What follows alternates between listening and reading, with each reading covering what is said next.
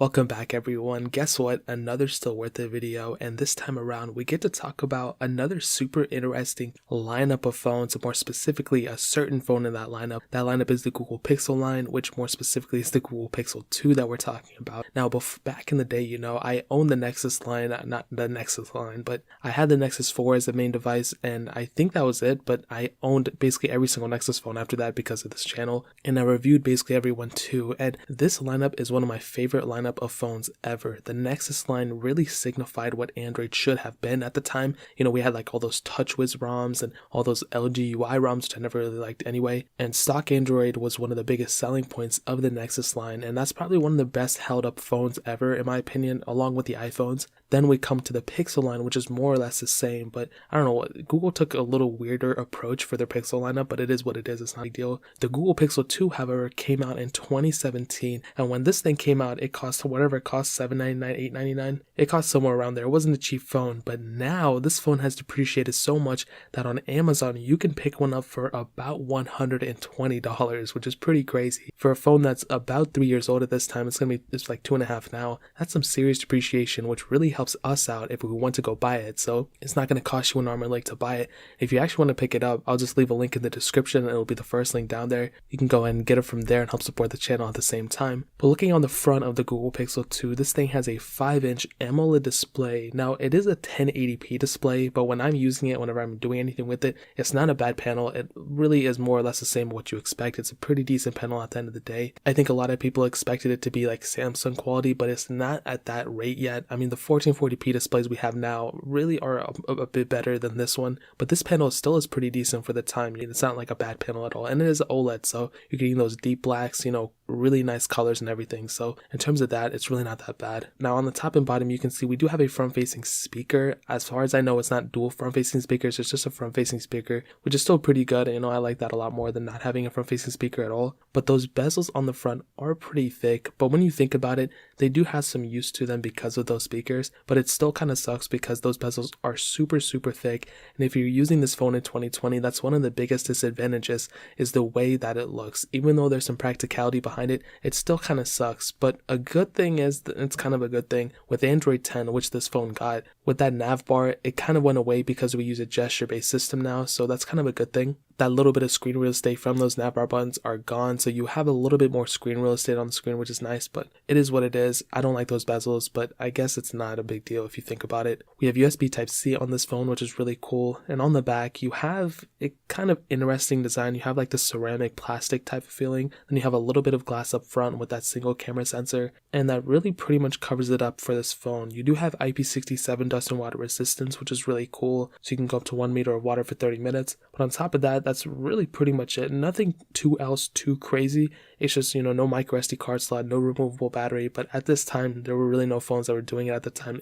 except for that removable storage. I feel like they should have done something like that, but it is what it is. They've never done it before. So that pretty much covers it up in terms of the outside. Now hitting on the software, this is one of the biggest advantages for the Google Pixel line. For a phone like the Samsung Galaxy S8, for example, that phone came out the same year. It's actually older than the Google Pixel 2, kind of, it came out in the same year, and that phone just stopped getting support for software. However, with the Google Pixel 2, we saw that it got Android 10, and it's going to get the next version of Android on top of that, which is going to be Android 11. So it usually, for those phones that came out in the same year, it usually lasts at least one extra version of software on top of that, which is super impressive. And the software is really good software. It's not like you're getting some like weirded, bloated software version on top. No, it's completely stock. Whatever Google advertises on their, Google show that they usually do for their Android versions, that's all the features you're going to get, and it's super nice. And that's one of the biggest advantages for the Google Pixel line. Not only is software support great, you're getting software for a super long time for an Android phone, but you're also getting very good software, which is super important. Hardware is one thing, software is a whole nother ballpark, and it's not a great combination if you have great hardware and bad software, or you have good software with bad hardware. It's a good medium, and the Google Pixel 2 is a very good medium in that standpoint. I will say though that you can always root this thing in custom ROM it. If you want to go down that route, you have that capability. There's still a bit of development community behind it, so you can unlock a couple more features here and there if you do custom ROMing.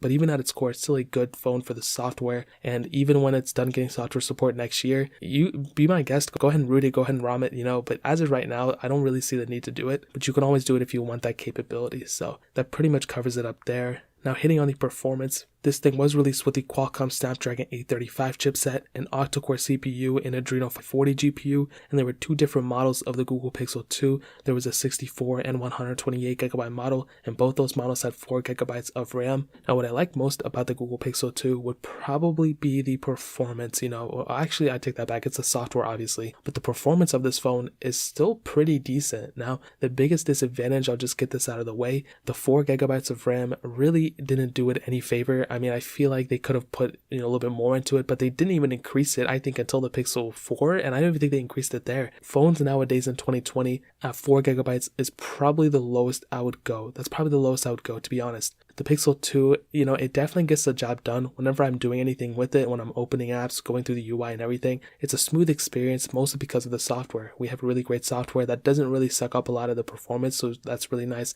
We don't have a lot of background processes, but I think that RAM is just one of the things that kind of sucks about it, but it is what it is. A lot of phones in 2017 didn't have, 6 or 8 or 10GB of RAM. Something like the Galaxy S8, that also had 4GB of RAM as well. And I said the same thing about that phone too, so whenever I'm doing anything with it, it's a very good performing phone, I'll say, for the most part. Whenever I'm doing really minor tasks, like, going to Safari, texting somebody, but whatever the case is, you're going to be fine. Once you kind of go into that higher ballpark things, it's just the only issue is keeping things in the background. I feel like Android 10 is still kind of wishy-washy for a couple things. I feel like it kind of accidentally closes some apps in the background. I feel like they need to kind of fix that a little bit. But again, once you have those apps loaded and everything, it's really not that big of a deal. It performs just like any other phone. So I think performance is a very, very good thing about this phone. It's definitely a pro. I don't think it's a con. Again, the RAM is the only thing I would hit on, but I've said that 50 times now. So I think this phone in terms of performance gets a thumbs up in my books. There's really not too much to hate on it there. So that pretty much covers it up in terms of the performance standpoint. Now, hitting on the camera, this thing has a single 12.2 megapixel back-facing camera. We have optical image stabilization on it, which is really nice.